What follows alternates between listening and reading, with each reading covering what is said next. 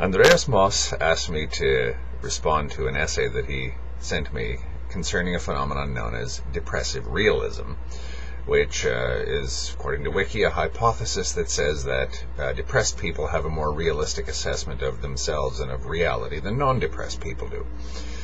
I would just, before I explore this, and there's quite a bit to explore here, I would ask a depressive realist how they decide reality. What constitutes realistic in their view of things? How do you decide what is realistic? How do you decide what reality is? How do we decide, therefore, what is an accurate assessment of reality? So, depressive realism presupposes that there is such a thing as realism. It presupposes that there is such a thing as an accurate and correct way of gauging reality that trumps that of others. I want someone to tell me how we can arrive at that. How can I arrive at an assessment of reality that is more accurate and that is sufficiently accurate to say it is right and another assessment of reality is wrong? Because that's essentially what realism is saying. I'm showing things for what they really are. Okay, prove it.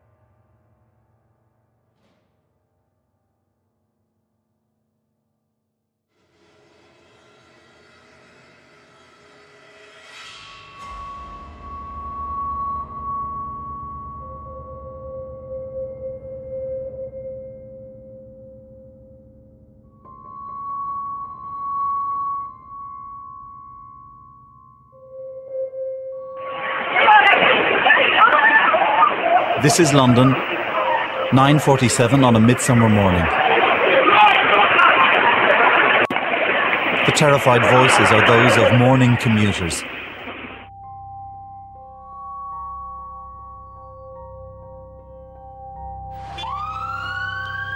The terrorist struck one of the city's most reassuring everyday symbols, a London bus, the number 30 from Hackney to Marble Arch. Those sitting upstairs took the full force of the devastating blast.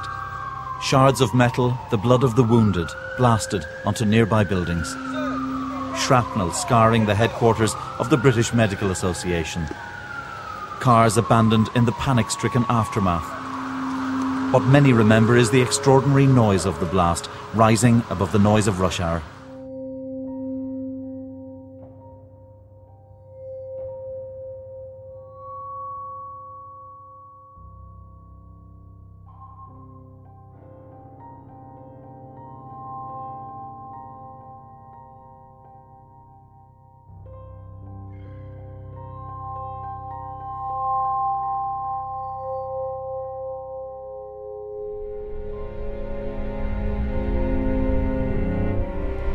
I don't remember the pain. I just do not remember any pain. All I could see was sort of metal going down into me. I didn't realise that my legs were caught up in it, and there was just an electrical sort of burning smell, and it was getting a little quieter and quieter as well, and I can only really equate that to in the beginning of people were dying and things.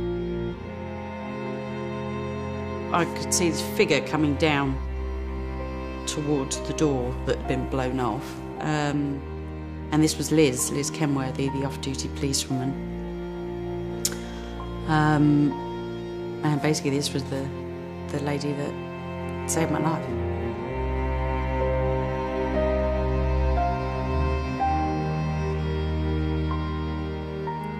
She... It's all right, it's all right. I just think I'm so lucky. Just so lucky. With little experience herself, Martine tried out for the first GB sitting volleyball team. She was selected to play in the World Championships. In a chilling coincidence, they travelled to the tournament in the USA on July the 7th. That's when I sort of realised, oh my God, I could be on such a special journey. You know, I could actually end up at the Paralympics. I just think back and I actually can't believe the journey that has happened and is happening now that I'm on. You know, maybe I was always meant to get up late that morning. Maybe I was always meant to run up the escalator and jump on that carriage that I got on. You know, maybe I was always meant to do this journey. I don't know. I can't answer that. All I can say is that I'm just lucky to be living this dream now.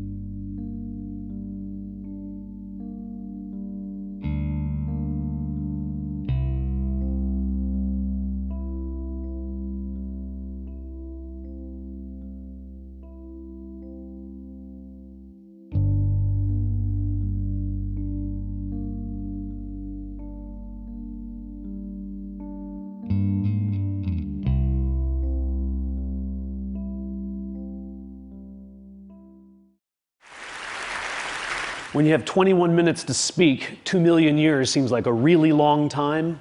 But evolutionarily, 2 million years is nothing. And yet in 2 million years, the human brain has nearly tripled in mass, going from the 1¼ pound brain of our ancestor here, habilis, to the almost 3-pound meatloaf that everybody here has between their ears.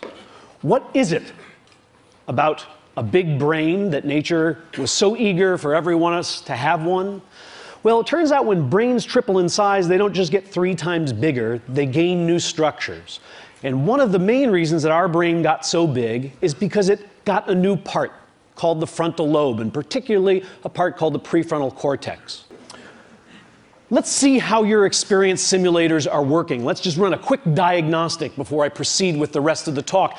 Here's 2 different futures that I invite you to contemplate, and you can try to simulate them and tell me which one you think you might prefer.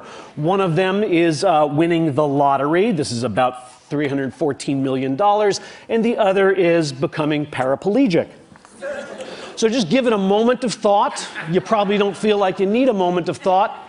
And interestingly, there are data on these 2 groups of people, data on how happy they are. And this is exactly what you expected, isn't it? But these aren't the data. I made these up. These are the data. You failed the pop quiz and you're hardly 5 minutes into the lecture. Because the fact is that a year after losing the use of their legs and a year after winning the lotto, lottery winners and paraplegics are equally happy with their lives. Now, don't feel too bad about failing the first pop quiz, because everybody fails all of the pop quizzes all of the time. The research that my laboratory has been doing, that economists and psychologists around the country have been doing, have revealed something really quite startling to us. Something we call the impact bias, which is the tendency for the simulator to work badly. For the simulator to make you believe that different outcomes are more different than in fact they really are. From field studies to laboratory studies, we see that winning or losing an election, gaining or losing a romantic partner, getting or not getting a promotion, passing or not passing a college test, on, have far less impact, less intensity, and much less duration than people expect them to have. In fact, a recent study, this almost floors me, a recent study showing how major life traumas affect people suggests that if it happened over 3 months ago, with only a few exceptions, it has no impact whatsoever on your happiness. Why? Because happiness can be synthesized. Sir Thomas Browne wrote in 1642, "I am the happiest man alive. I have that in me that can convert poverty to riches, adversity to prosperity. I am more invulnerable than Achilles' fortune hath not one place to hit me." What kind of remarkable machinery does this guy have in his head? Well, it turns out it's precisely the same remarkable machinery that all of us have. Human beings have something that we might think of as a psychological immune system, a system of cognitive processes, largely non-conscious cognitive processes, that help them change their views of the world so that they can feel better about the worlds in which they find themselves. Like Sir Thomas, you have this machine. Unlike Sir Thomas, you seem not to know it. We synthesize happiness, but we think happiness is a thing to be found. Now, you don't need me to give you too many examples of people synthesizing happiness, I suspect, though I'm going to show you some experimental evidence. You don't have to look very far for evidence. As a challenge to myself, since I say this once in a while in lectures, I took a copy of the New York Times and tried to find some instances of people synthesizing happiness. And here are 3 guys synthesizing happiness. I'm so much better off physically, financially, emotionally, and almost every other way, mentally, almost every other way. I don't have 1 minute's regret. It was a glorious experience. I believe it turned out for the best. Who are these characters who are so damn happy? Well, the first one is Jim Wright. Some of you are old enough to remember. He was the chairman of the House of Representatives.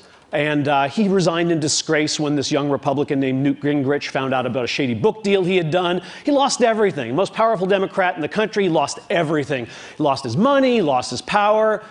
What does he have to say all these years later about it? I am so much better off physically, financially, mentally, and in almost every other way. What other way would there be to be better off? Vegetably, minerally, animally? He's pretty much covered in there. Maurice Bickham is somebody you've never heard of. Maurice Bickham uttered these words. Upon being released, he was 78 years old. He'd spent 37 years in Louisiana State Penitentiary for a crime he didn't commit. He was ultimately exonerated at the age of 78 through DNA evidence. And what did he have to say about his experience? I don't have 1 minute's regret. It was a glorious experience. Glorious! This guy is not saying, well, yeah, there's some nice guys. They had a gym. It's glorious, a word we usually reserve for something like a religious experience.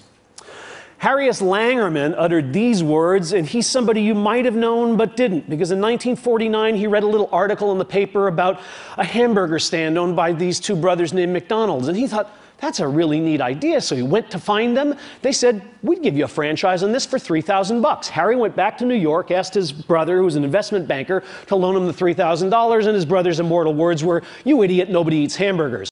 He wouldn't lend him the money, and of course, 6 months later, Ray Kroc had exactly the same idea. It turns out people do eat hamburgers, and Ray Kroc, for a while, became the richest man in America. Oh, and then finally, the best of all possible worlds. Some of you recognize this young photo of Pete Best, who was the original drummer for the Beatles, until they, kind of like sent him out on an errand and snuck away and picked up Ringo on a tour. Well, in 1994, when Pete Best was interviewed, yes, he's still a drummer. Yes, he's a studio musician. He had this to say, I'm happier than I would have been with the Beatles. Okay, there's something important to be learned from these people, and it is the secret of happiness. Here it is, finally, to be revealed. First, accrue wealth, power, and prestige, then lose it. Second, spend as much of your life in prison as you possibly can. Third, make somebody else really, really rich. And finally, never, ever join the Beatles.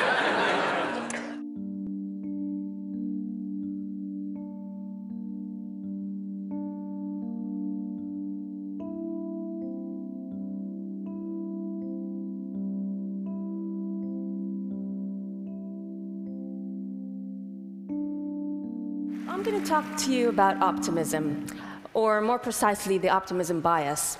It's a cognitive illusion that we've been studying in my lab for the past few years, and 80% of us have it. It's our tendency to overestimate our likelihood of experiencing good events in our lives and underestimate our likelihood of experiencing bad events.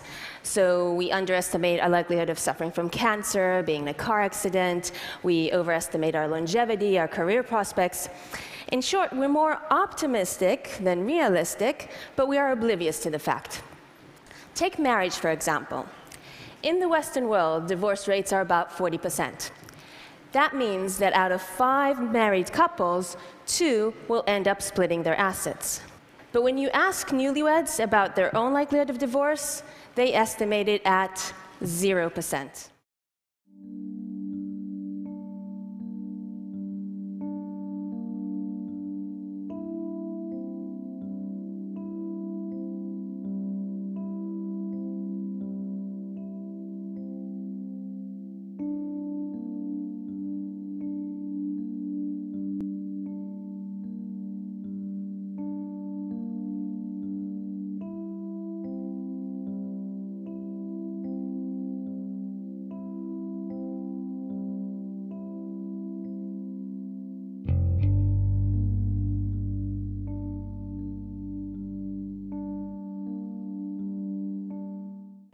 I hate Sunday.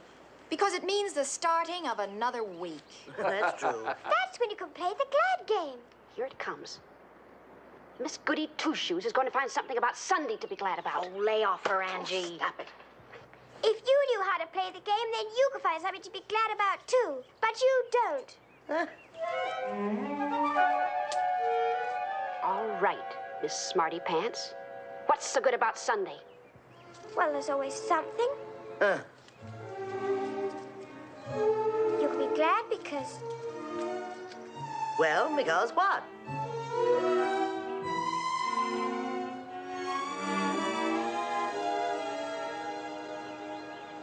Because it will be 6 whole days before Sunday comes around again. Huh? Shit. But you're not gonna die. Does she have to be here? Go on into the kitchen and talk to Mildred. Now this satin is lovely. Well, it's all settled then. 13 yards of the white satin at $1.20 the yard. And the brass coffin handles. Well, all right, write it up. Stop frowning at me like that. What's the matter with you? Well, it's just that... Well, a person shouldn't think about dying so much.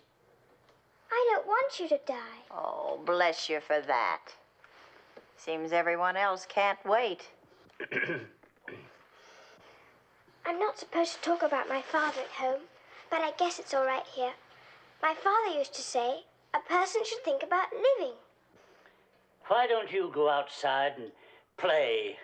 Hush up. I want to hear what she has to say. Yes, Miss Snow, yes. It just reminded me about my father and the doll. You see, I always wanted a doll, but we never had enough money for things like that. My father was a minister. But surely he could afford a little thing like a doll. Well, he couldn't. We had to have the money for food. Oh, for heaven's sake. Shh. So anyway, my father wrote to the missionary people and asked them to please send a little second-hand doll. Well, it was a funny mistake. When the missionary barrels came, instead of a doll, they sent a pair of crutches. Well, of course, I was rather disappointed, so my father made up the glad game. The what game? She's been pestering folks all over town with this sunshine and happiness thing. Hearts and flowers, enough to make you sick. Hush up. I want to hear it. Certainly. Anyway, about the crutches. My father said, don't let's be gloomy, let's try and find something to be glad about. So we made a game of it. The glad game. The glad game. So anyway, we played the game, and after a while, I forgot about the doll and being gloomy. And you know what? I found a reason for being glad. Well, there's nothing happy about a pair of crutches. Well, we were glad that we didn't have to use them. Why must you bedevil this poor, dying woman with your childish, silly little stories? I just thought you could play the game. You could be glad you don't need this horrid old coffin.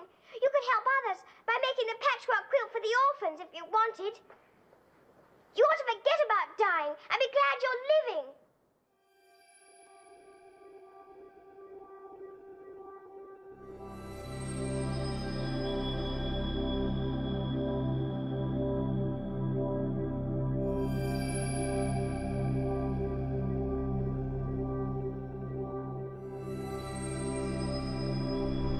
I want someone to tell me how we can arrive at that. How can I arrive at an assessment of reality that is more accurate and that is sufficiently accurate to say it is right and another assessment of reality is wrong?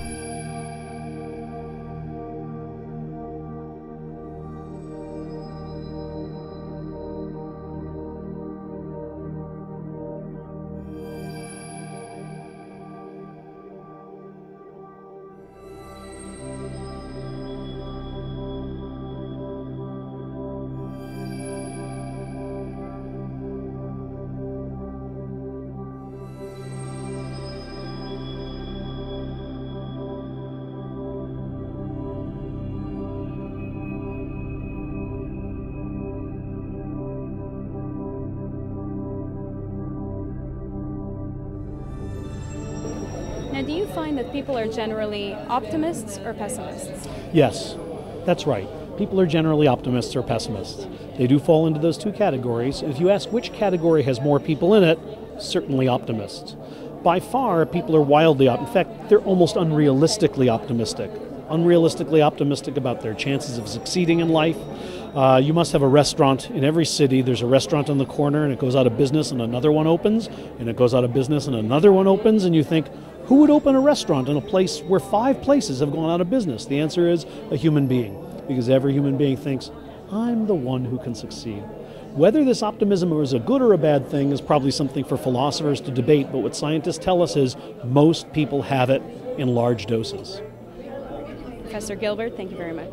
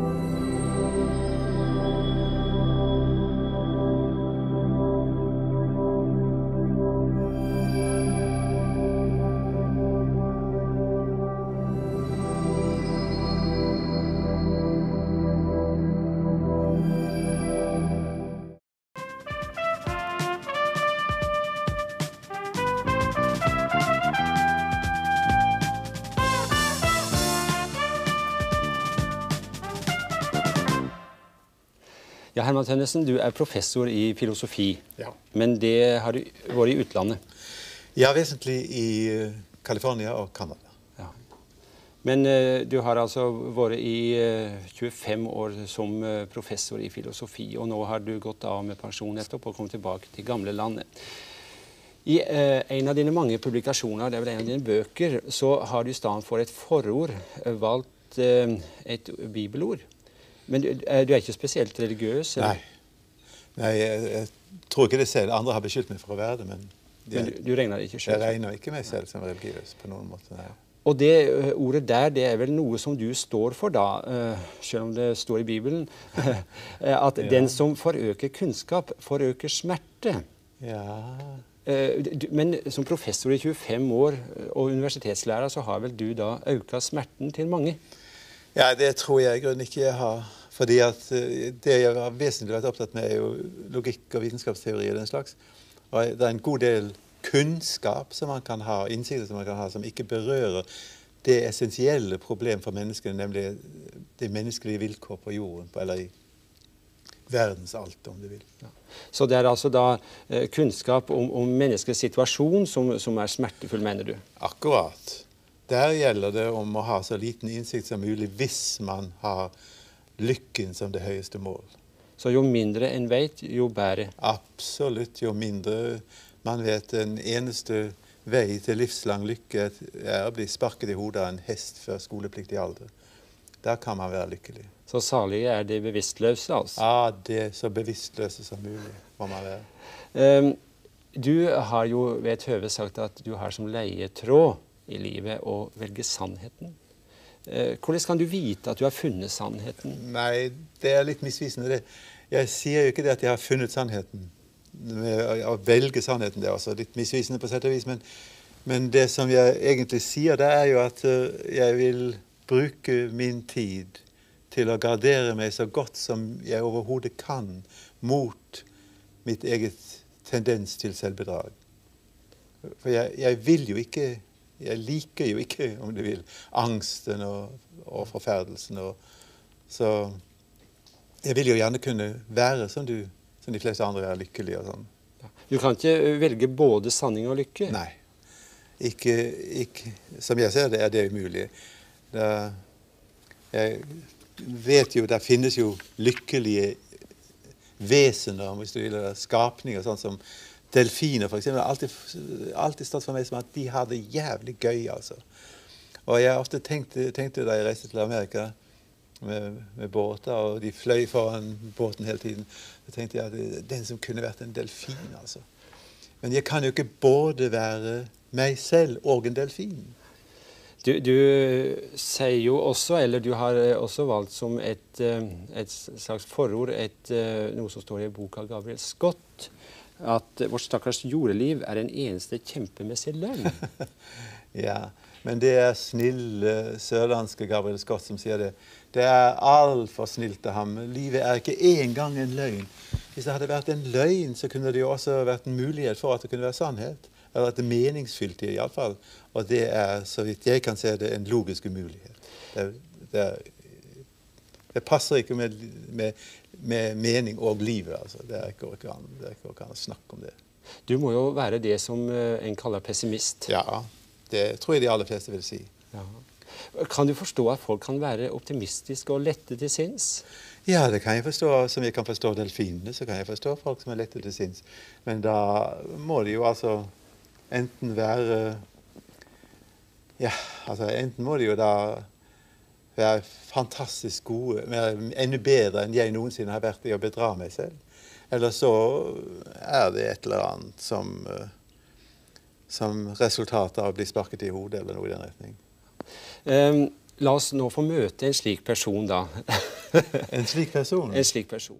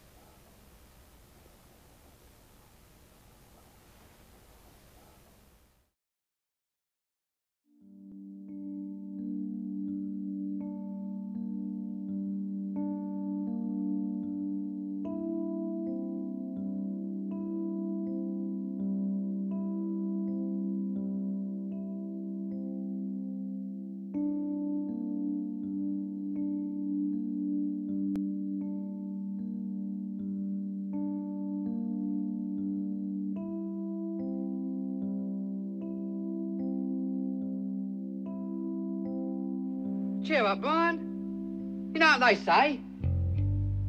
Some things in life are bad. They can really make you mad. Other things just make you swear and curse.